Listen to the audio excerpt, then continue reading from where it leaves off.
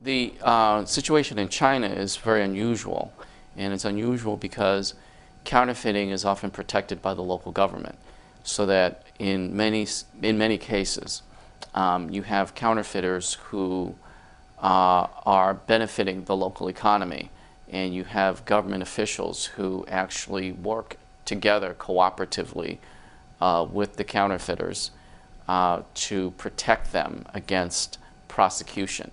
If you have counterfeiting, which creates economic benefits for the local economy, and it creates jobs, it helps support businesses, and I'm talking about legitimate businesses. So thus, for example, restaurants, hotels, transportation companies, all of these businesses are supported by counterfeiting, and the counterfeiters are clever and they pay taxes to the local government. So many local governments would really hate to see counterfeiting shut down, because if you shut it down, you're shutting down the local economy. So the real problem is the problem of local protectionism. And that is that local governments actually protect the counterfeiters. So it is very difficult to prosecute and get criminal prosecutions or even heavy civil penalties against counterfeiters, because they're actually protected by the local governments. And enforcement occurs at the local level, not at the national level.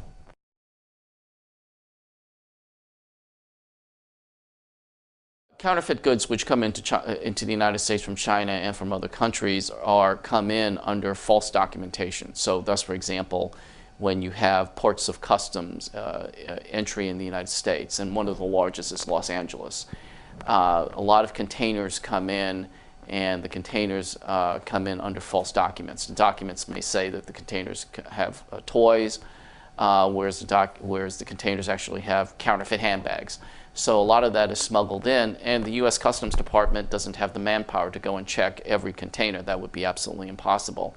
So that they only check a tiny fraction, spot check, only a tiny fraction of the containers that actually come into the United States. So it's not possible, it's just impossible to seal your borders from the influx of counterfeit goods.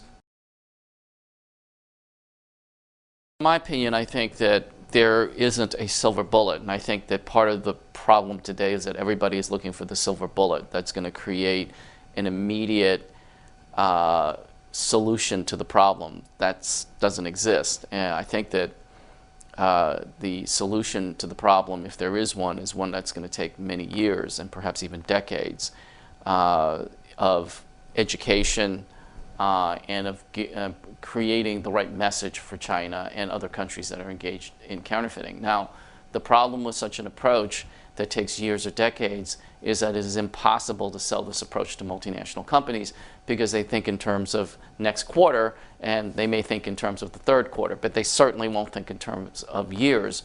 So that's, I think, right now the situation, that the solutions that everybody wants are short-term, but there are no short-term solutions. Well, something that's also counterfeited, heavily counterfeited, are cigarettes. You have a lot of counterfeit cigarettes that circulate in the United States and around the world, and counterfeit cigarettes sell at an extremely high profit margin, so that the profits that you can make from counterfeit cigarettes rival the profits that you can make from narcotics. But the penalties for getting caught in selling counterfeit cigarettes are really minor in comparison to narcotics, so it's become actually very lucrative. The issue with counterfeit cigarettes is that the cigarette industry is out of favor, so nobody really cares about them, and this particular problem, I think, has actually gone relatively unnoticed.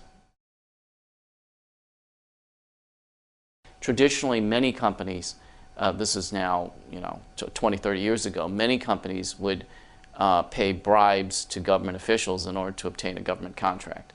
And that's now prohibited under many laws, including for the United States, the Foreign Corrupt Practices Act. Now, this is an emerging issue for China and for businesses doing business in China.